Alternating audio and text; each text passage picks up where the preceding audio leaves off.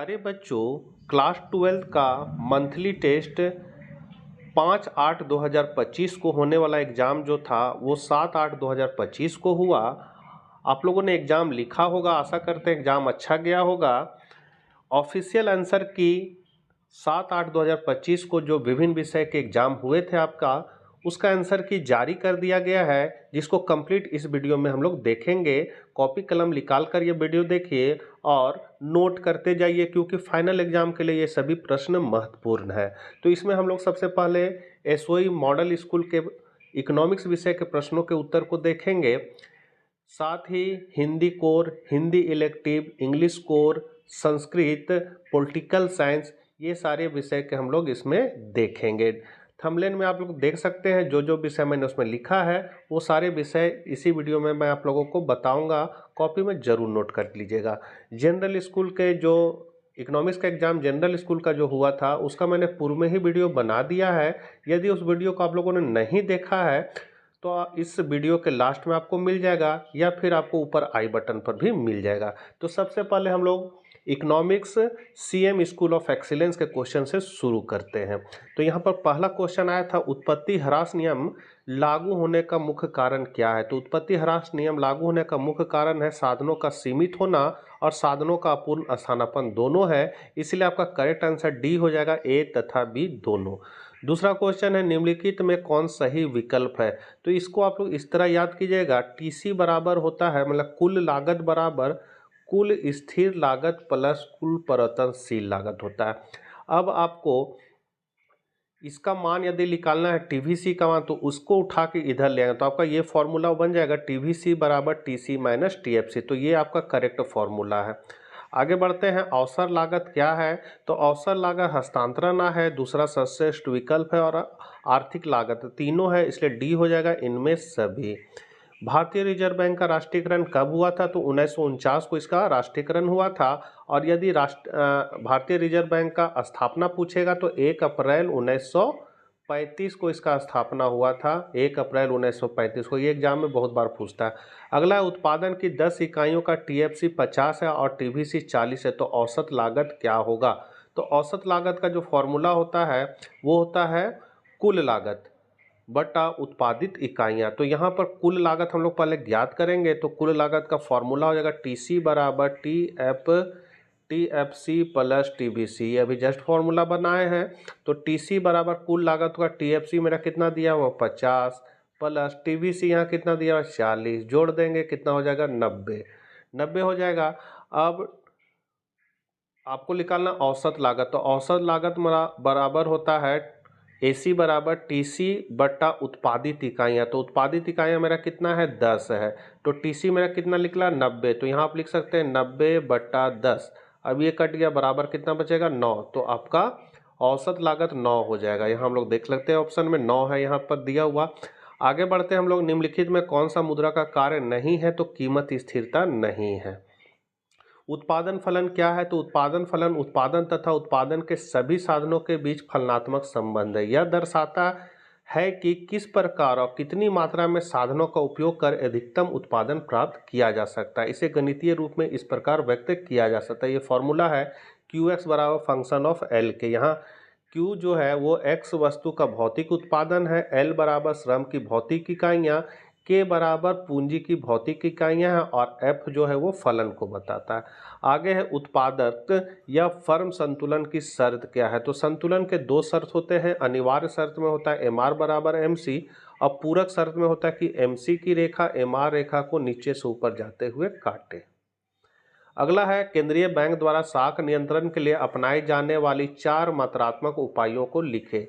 तो यहाँ केंद्रीय बैंक द्वारा साख नियंत्रण के लिए अपनाए जाने वाले 4 मात्रात्मक उपाय इस प्रकार है। पहला है नगद आरक्षी अनुपात, जिसको हम लोग CRR कहते हैं शॉर्टकट में। वैधानिक तरलता अनुपात, जिसको हम लोग शॉर्टकट में कहते हैं SLR। फिर है रेपो दर, और फिर रिजर्व रेपो दर है।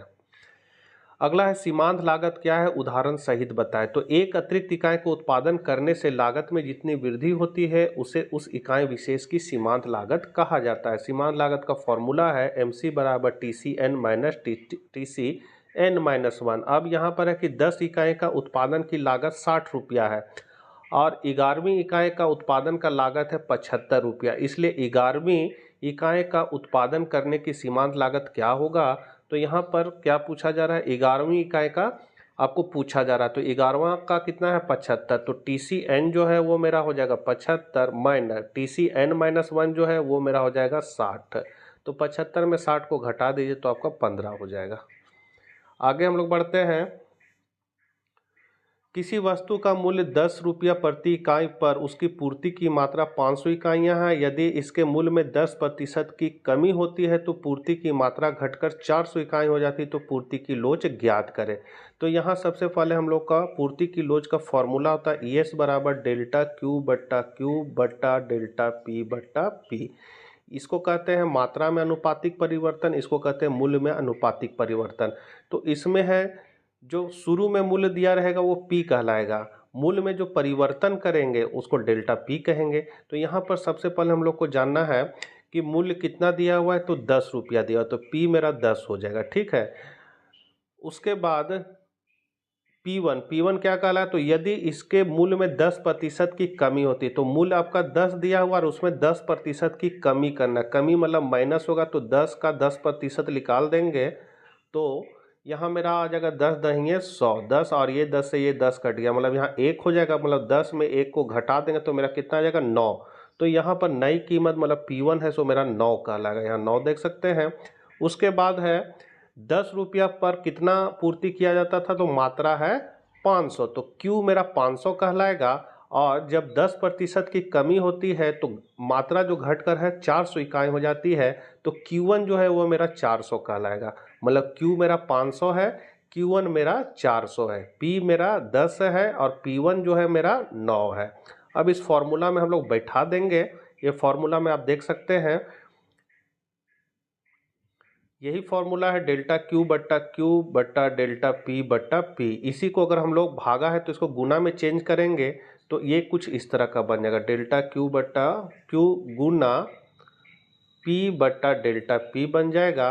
और फिर यहाँ पर चूंकि गुना है तो ये हो जाएगा आपका डेल्टा Q, और इसको उठा के Q के जगह पर कर दें तो डेल्टा P गुना P बट्टा Q हो जाएगा। अब उसको जो ऊपर में है हम लोग मान जो रखे थे उसको हम लोग इसमें बैठा देंगे। डेल्टा Q का मान कितना है, तो मूल्य में मात्रा में परिवर्तन है -100, तो -100। डेल्टा P में परिवर्तन -1 लिख दिए। P मतलब शुरू का मूल्य था मेरा 10, Q मतलब शुरू का मात्रा है मेरा 400। अब इसको सॉल्व करें तो मेरा 2 आ जाएगा और 2 ही मेरा पूर्ति की लोच कहलाएगा। ये जो इकाई से अधिक है, 1 से अधिक है इसलिए 2 हो जाएगा। संक्षिप्त टिप्पणी लिखे, तो इसमें है तरलता जाल पर आपको टिप्पणी लिखना था। तो तरलता जाल एक ऐसी आर्थिक स्थिति है जहां ब्याज दरें पूर्वतः लोचदार हो जाती है। ब्याज दर काफ़ी कम होने के बावजूद लोग खर्च या निवेश न करके नकद रखने की इच्छा रखते हैं। ब्याज दर कम रहने के कारण निवेश आकर्षक नहीं रह जाता है, वहीं लोग अपने धन को सुरक्षित रखने के लिए नकदी रखना ही पसंद करते हैं। कहने का मतलब है कि जब ब्याज दर घटता है तो एक सीमा के बाद वो घटता नहीं है, उसको सोचता है ब्याज में जो हम पैसा लगाएंगे या इन्वेस्ट करेंगे इससे अच्छा हम अपने पास ही पैसा रखेंगे, क्योंकि क्या पता कि अभी हम ब्याज पर लगाएंगे और ब्याज दर और गिर जाए, या फिर जब और गिरेगा तो हम ही ब्याज पर पैसा लेके इन्वेस्ट करेंगे। तो ऐसी स्थिति में क्या होता है, ब्याज दर जो है एक सीमा तक ही गिरती है, उसके बाद वो नहीं गिरेगी। तो जहाँ तक वो लास्ट गिरता है उसके बाद वो स्थिर हो जाता है, तो जहाँ से वो स्थिर होता है उसी को हम लोग तरलता जाल कहते हैं। तो ऊपर में जो लिखा हुआ है ये इसको आप लोग उतार लीजिएगा। आगे हम लोग बढ़ते हैं स्पष्ट लागत तथा अस्पष्ट लागत। तो इसको हम अपने भाषा में समझा देते हैं, बाकी यहाँ जो लिखा हुआ आप देख सकते हैं। स्पष्ट लागत मतलब होता है जैसे कच्चा माल को खरीदने में जो मेरा पैसा लगेगा, मजदूर को जो हम मजदूरी दे रहे हैं, वो सब स्पष्ट लागतें हैं, मतलब उसमें लागत लग रहा है, हमको दिख रहा है। अस्पष्ट लागत होता है जैसे खेत में है सो मालिक भी काम कर रहा है, उसका परिवार भी काम में लगा हुआ है, तो उसके बदले उसका जो पारिश्रमिक है उसको प्राप्त नहीं हो पाता, या फिर उसको लागत में नहीं जोड़ा जाता है, तो उसको हम लोग अस्पष्ट लागत कहेंगे। अब यहाँ पर किताबी भाषा में लिखा हुआ है कि स्पष्ट लागत तथा अस्पष्ट लागत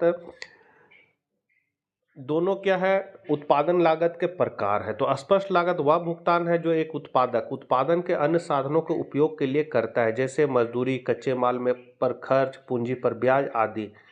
या लागत मापने योग्य होती है, जबकि अस्पष्ट लागत वैसी लागत होती है जिसका उत्पादक को प्रत्यक्ष रूप में भुगतान नहीं करना होता है, जैसे उत्पादक की स्वयं की मजदूरी, स्वयं की पूंजी पर ब्याज, स्वयं के मकान का किराया आदि। अगला है हिंदी कोर से। हिंदी कोर जिसका एग्जाम 7/8/25 को हुआ था, तो इसमें हिंदी कोर का पहला क्वेश्चन था, पतंग कविता के कवि का नाम क्या है? तो आलोक धनवा। पतंग कविता की भाषा है तो साहित्य खड़ी बोली हिंदी। घंटी बजाते हुए जोर जोर से पंक्ति में कौन सा बिंब है? तो श्रव्य बिंब है। खरगोश की आंखों जैसा लाल सवेरा में कौन सा अलंकार प्रयुक्त हुआ है? तो उपमा अलंकार। पतंग कविता के अनुसार बच्चे जन्म से ही अपने साथ कैसी भावनाएं और कैसा शरीर लेकर जाते हैं? तो कपास जैसी कोमल और लचीला। प्रिंट मीडिया के अंतर्गत है समाचार पत्र एवं पत्रिकाएं। उसके बाद हिंदी के 2 समाचार पत्रों के नाम लिखिए जिनके इंटरनेट संस्करण भी उपलब्ध हो। तो दैनिक भास्कर है और हिंदुस्तान या प्रभात खबर आदि है। 8वां है पतंग कविता में पतंग की क्या क्या विशेषताएं बताई गई है? तो पतंग कविता में इसकी विशेषता बताते हुए कवि कहता है कि वह दुनिया की सबसे हल्की, रंगीन, पतले कागज और पतली कामनी से बनी हुई होती है। पतंग में बड़ी ऊंचाइयों तक उड़ने की क्षमता है। यह बच्चों को अत्यधिक पसंद आती है। यहाँ पतंग हमारे मन में पलने वाले सपनों का प्रतीक है। सपने भी तो चमकीले और रंगीन होते हैं। पतंग और सपने बड़े महत्वाकांक्षाओं से जुड़ी होती है। 9वां नंबर क्वेश्चन है, समाचार किसे कहते? तो किसी घटना या समस्या की रिपोर्ट जिसमें अधिक से अधिक लोगों की रुचि हो और जिसे अधिक से अधिक लोग प्रभावित होते हैं उसे समाचार कहते हैं। अगला है, पत्रकार कितने प्रकार के होते हैं? तो पत्रकार 3 प्रकार के होते हैं, पूर्वकालीन, अंशकालीन और फ्रीलांसर। दीर्घोत्तरीय पतंग कविता का मूल भाव अपने शब्दों में स्पष्ट कीजिए। तो इस कविता में बाल सुलभ इच्छाओं एवं उमंगों का अत्यंत सुंदर चित्रण है। बच्चों के क्रियाकलापों एवं प्राकृतिक परिवर्तन की अभिव्यक्ति के लिए सुंदर बिंबों का प्रयोग किया गया है। बच्चों का सपना है पतंग। पतंग का मतलब उसकी रंगीनी, उसकी कोमलता और उसकी ऊंची उड़ान, गिरना और उठना है। नई और रंगीन उड़ती पतंग उनके उमंगों की प्रतीक है। अगला है, पतंग कविता में दिशाओं को मृदंग की तरह बजाने का क्या तात्पर्य है? तो दिशाओं को मृदंग की तरह बजाने से तात्पर्य यह है कि जब बच्चों के पैर छत पर पड़ते हैं तो उन पैरों की पदचाप मृदंग जैसी ध्वनि करती है। यह बच्चों की स्वतंत्रता और मस्ती को मूर्त रूप प्रदान करती है। इसके बाद आपका है हिंदी इलेक्टिव का। ये हिंदी कोर का था, अब है हिंदी इलेक्टिव। तो हिंदी इलेक्टिव में आया था पहला क्वेश्चन, कवि केदारनाथ सिंह का जन्म कहाँ हुआ था? तो उत्तर प्रदेश। बनारस और दिशा कविता किस कवि के द्वारा रचित है? तो केदारनाथ सिंह।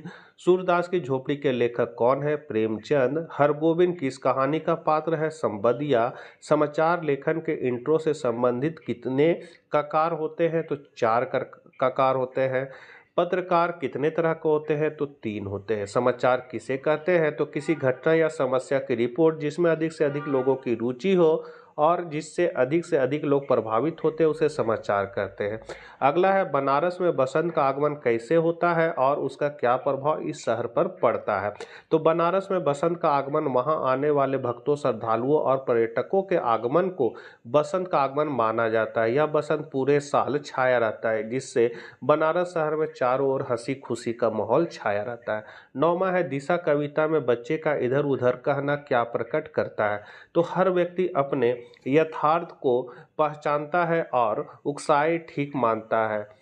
उसे अपना कार्य ठीक लगता है। हर एक का जीवन जीने का तरीका तथा नजरिया अलग होता है। वर्तमान इतना प्रबल होता है कि परंपरागत उत्तर या नजरिए को भी वह बदल सकता है। अगला है, सूरदास को किस बात का दुख था? उसके मन में कौन कौन से सपने थे जो झोपड़ी जलने पर टूट गए? तो सूरदास को इस बात का दुख था कि झोपड़ी में रखी उसकी उम्र भर की कमाई वाली पोटली भी जल गई। यह उसके जीवन की सारी आशाओं का आधार थी। इन्हीं रुपयों से गया जाकर उसने पितरों का पिंडदान करने का इरादा किया था, कुआं बनवाना चाहता था, साथ ही अपने पुत्र मिठुआ का विवाह करना चाहता था, परंतु झोपड़ी के जलने से उसके सारे सपने टूट गए। दीर्घ उत्तरीय प्रश्न है, संबदिया की क्या विशेषताएं होती है और गांव वालों के मन में संवदिया की क्या अवधारणा है। तो संवदिया का अर्थ है संदेश ले जाने वाला। यह कार्य हर व्यक्ति नहीं कर सकता क्योंकि यह कार्य जिम्मेदारी पूर्ण होता है। इसमें संदेश वाहक को एक एक शब्द को याद रखना पड़ता है तथा संवाद को उन्हीं स्वरों तथा भावों के साथ सुनाना होता है। किसी व्यक्ति विशेष में अक्सर ये गुण जन्मजात होते हैं। गांव वालों की संवदिया के प्रति धारणा गलत है। वे मानते हैं कि जो व्यक्ति निठल्ला, कामचोर तथा पेटू होता है वही संवदिया का काम करता है। ये व्यक्ति बिना मजदूरी लिए संदेश पहुंचाते हैं। लोग इन्हें औरतों की मीठी बोली सुनकर ही नशे में आ जाने वाले मानते हैं। ये मर्द कहलाने लायक नहीं होते। अगला है बड़ी बहुरिया का संवाद हरगोविंद क्यों नहीं सुना सका। तो हरगोविंद बड़ी बहुरिया का संवाद सुनाना चाहता था किंतु चाहकर भी वह नहीं सुना सका क्योंकि उसे लगा कि इससे उसके अपने गांव की इज्जत चली जाएगी। फिर मायके वाले उसे अपने घर ले जाएंगे। गांव की लक्ष्मी को गांव के बाहर जाने पर गांव का सम्मान खत्म हो जाएगा। वह नहीं चाहता है कि बड़ी बहुरिया उसका गांव छोड़कर जाए। इन्हीं सभी कारणों से हरगोविंद बड़ी बहुरिया का संवाद नहीं सुना सका। इसके बाद है आपका संस्कृत के प्रश्न। तो बाल कौतुकम पाठा कस्मात् ग्रंथा संकलिता, यहाँ हो जाएगा उत्तर रामचरितार्थ।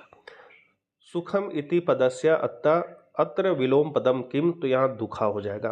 कर्म गौरम पाठ कस्मात् ग्रंथा संकलिता, तो ये कर्म गौरम जो है वो श्रीमद् भागवत गीताय हो जाएगा। हित प्लस उपदेशा नारायण पंडितस्य कृति, तो हितोपदेशा हो जाएगा। कर्मणि एवं अधिकारा इति पदस्य संधि कुरु, तो इसका हो जाएगा कर्मण्येवाधिकारा। फिर है निपुण्ना निरूप्यामनम लम्ब मुख चंद्रेन कया समदिति एवं सुसीताया हो जाएगा। फिर है उत्तम रामचरितम इति नाटकस्य रचयिता का, तो यहाँ जगह उत्तर रामचरितम इति नाटकस्य रचयिता महाकवि भवभूति। फिर है लव कथाम जननान्ति यतम यस्य अश्वमेघावि अश्व, तो यहाँ को अश्वस्य रचकान दृष्टाम लव जनान्ति यत्र यत्र अश्वमेघ्य अश्व का सन्यासी कथ्यते, तो यह कर्म फलम अनाश्रितः कर्म करोति स सन्यासी कथेत। श्री कृष्ण कम युद्धात् प्रेति, तो श्री कृष्ण अर्जुनम युद्धार प्रेरयति। अधोलिखितेषु पदेषु संधि विच्छेद कुरुत, जैसे नमस्ते का हो जाएगा नमा जोड़ते, मनोरथा का हो जाएगा मना प्लस रथा। उसके बाद है आपका तपोवनम, तो तपोवनम का तपा प्लस वनम। वहीं आगे हम लोग बढ़ते हैं। अधोलिखिताम मुष्याम साहिताम अनवरतम कुरुत, यहाँ पर मंजूषा दिया हुआ है। मंजूषा से यहाँ तो पहला में आपका भरा जाएगा लाभालाभो, दूसरा में आपका भरा जाएगा यहाँ पर जो है यहाँ लाभालाभो भरा जाएगा, यहाँ युद्धाय भरा जाएगा, यहाँ पापम भरा जाएगा। तो इसको आप लोग भर दीजिएगा। ये JCERT द्वारा ही दिया गया ऑफिशियल आंसर की है। अब हम लोग इंग्लिश के भी प्रश्नों को देख लेते हैं। तो सबसे पहला क्वेश्चन है आपका, इंग्लिश थोड़ा मैं कमज़ोर है इसलिए हम थोड़ा इसको हिंदी में बताते बच्चों, आप लोग यहाँ से देख के इसको उतार लीजिएगा, ठीक है। ग्रैंड सेंटर स्टेशन के तीसरे स्तर पर लेखक ने जिस अखबार को देखा उसका नाम क्या था, तो उसका नाम था द वर्ल्ड। आगे है हु इज लुइसा, लुइसा कौन है, तो लुइसा जो है वो है आपके चार्ली की पत्नी है, तो चार्लीस वाइफ है। तीसरा क्वेश्चन जो है वो है चार्ली को पत्र कौन भेजता है, who sends the letter to Charlie, तो यहाँ हो जाएगा सैम भेजता है, तो सी हो जाएगा। चौथा नंबर है कौन सा अक्षर औपचारिक प्रकार का होता है, which letter is formal type, तो हो जाएगा लेटर टू द एडिटर। पांचवा नंबर है what should be the tone of the formal letter, तो यहाँ पर ऑल ऑफ देयर हो जाएगा। आगे है which is the correct sequence from a letter, तो इसमें हो जाएगा the heading, the sentence, the body, the ending, मतलब सी ऑप्शन हो जाएगा, शीर्षक, अभिवादन, सरी, अंत। सातवां नंबर क्वेश्चन कहता है फर्स्ट डे कवर क्या है, what is first day cover, तो इसका कहता है कि पहले दिन के कवर नए टिकट है जिन्हें किसी ने एकत्र किया है। जिस दिन नया स्टाम्प जारी किया जाता है उस दिन स्टाम्प कलेक्टर इन टिकटों को खरीदते हैं और उन्हें अपने पते पर पोस्ट करते हैं। अंत में वे इन टिकटों को पोस्ट मार्क और तारीख के साथ प्राप्त करते हैं और इसे अपने संग्रह में संरक्षित करते हैं। 8वां नंबर है, तीसरा स्तर क्या है या कहाँ स्थित है? तो तीसरा स्तर ग्रैंड सेंट्रल स्टेशन का मेट्रो था जो यात्रियों को गैल्सबर्ग ले जाता था। इलिनॉइस या न्यूयॉर्क के ग्रैंड सेंटर स्टेशन पर स्थित था। 9वां नंबर है, सैम कौन था? उन्होंने तीसरे स्तर के बारे में क्या बताया? तो सैम चार्ली का मनोचिकित्सक मित्र था। उसने तीसरे स्तर के बारे में बताया कि यह एक चलने वाले सपने की इच्छा पूर्ति के अलावा और कुछ नहीं था। 10वां नंबर क्वेश्चन है, चार्ली गैल्सबेरी क्यों जाना चाहता था? चार्ली गैल्सबर्ग की यात्रा सिर्फ इसलिए करना चाहते थे क्योंकि यह बड़े पुराने फ्रेम हाउस, विशाल लॉन और जबरदस्त पेड़ों के साथ एक बहुत ही शांतिपूर्ण जगह थी। लोग एकता में रहते थे, वे पूरी तरह से सामाजिक थे, कोई हिंसा नहीं हुई। दूसरी ओर वह प्रथम विश्व युद्ध द्वारा बनाई गई बहुत ही खतरनाक स्थिति से थक चुके थे और भविष्य में 40 साल बाद द्वितीय विश्व युद्ध भी आने वाला था। 11 नंबर है, सैम ने चार्ली को लिखे अपने पत्र में क्या लिखा? अथवा में था, सैम के चार्ली को लिखे पत्र में आप क्या निष्कर्ष निकालते हैं? तो इसका आंसर यहाँ है कि चार्ली को लिखे अपने पत्र में सैम ने उसे सूचित किया था कि उसे तीसरा स्तर मिला है और वह 2 सप्ताह से वहाँ है। उन्होंने यह भी लिखा है कि गैल्सबर्ग एक बहुत ही सुखद जगह थी और चार्ली को तब तक देखते रहने के लिए कहा जब तक कि वह तीसरे स्तर को नहीं ढूंढ लेता और लुइसा के साथ वापस नहीं आ जाता। वहीं अथवा में इसका जो है उसका आंसर है कि जिस तरह से चार्ली सैम के पत्र में आया था वह रहस्य से भरा था। अपने सबसे पुराने पहले दिन के कवर में उन्हें सैम के पत्र के साथ एक लिफाफा मिला। आमतौर पर पहले दिन के कवर में खाली कागजात होते हैं, लेकिन इसमें चार्ली को एक पत्र दिया गया था जो उन्हें नहीं बल्कि 18 जुलाई 1894 को उनके दादा को संबोधित किया गया था। पत्र में उन्होंने चार्ली को सूचित किया था कि वह पिछले 2 सप्ताह से तीसरे स्तर पर रह रहे थे। उन्होंने चार्ली को तीसरे स्तर की तलाश में रखने के लिए भी कहा था जब तक कि वह इसे नहीं ढूंढता और लुइसा के साथ नहीं आता। स्पष्ट रूप से मैं कह सकता हूं कि पत्र केवल चार्ली की कल्पना का उत्पाद था। उसके बाद है कि हिंदुस्तान टाइम्स के संपादक को पत्र लिखिए जिसमें आपके इलाके में बार बार बिजली गुल होने की शिकायत की गई हो। आप नैतिक या निकिता हो, अशोकनगर लेन नंबर 4 रांची में रहती है। तो यहाँ से शुरू है, Nikita, Ashoknagar lane number 4 Ranchi 834001, 7 August 2025। The editor, संपादक द हिंदुस्तान टाइम, नई दिल्ली। विषय है आपका अशोकनगर रांची में बार बार बिजली गुल होने की शिकायत। सर और मैडम, आपके सम्मानित समाचार पत्र के स्तंभों के माध्यम से मैं संबंधित अधिकारियों का ध्यान हमारे मोहल्ले अशोकनगर लेन नंबर 4 रांची में लगातार और लंबे समय तक बिजली के टूटने की ओर आकर्षित करना चाहता हूं। हमारे क्षेत्र में बिजली की आपूर्ति अत्यधिक अविश्वसनीय हो गई है। अधिकांश दिनों में दिन और रात दोनों के दौरान कई घंटों तक बिजली कटौती होती है। इसने निवासी, विशेष रूप से छात्राओं और बुजुर्गों के जीवन को बेहद कठिन बना दिया। गर्मी और उमस भरे दिनों में स्थिति और भी खराब हो जाती है जब पंखे और कूलर काम करना बंद कर देते हैं। इसके अलावा बार बार आउटेज इलेक्ट्रॉनिक उपकरणों को नुकसान पहुंचाते हैं और दैनिक घरेलू कामों को बाधित करते हैं।